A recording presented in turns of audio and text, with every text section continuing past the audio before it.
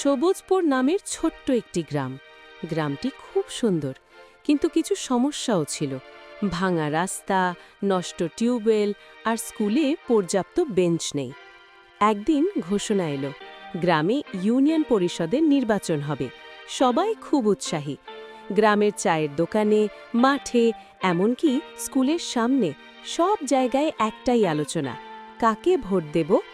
গ্রামে দুইজন প্রার্থী ছিল, রহিম চাচা আর করিম সাহেব। রহিম চাচা ছিলেন খুব সাধারণ মানুষ।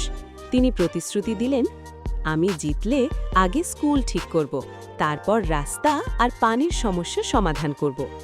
অন্যদিকে করিম সাহেব অনেক বড় বড় কথা বললেন, মাইকিং করলেন, পোস্টার লাগালেন, কিন্তু কেউ জানত না তিনি আগে কি করেছেন।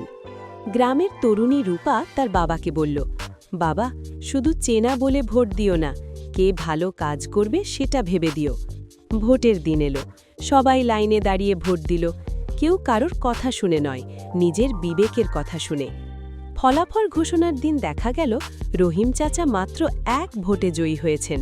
সবাই অবাক। তখন রূপা বলল, দেখলেন তো, একটি ভোটও কত মূল্যবান। রহিম চাচা জিতে সত্যি কাজ শুরু করলেন।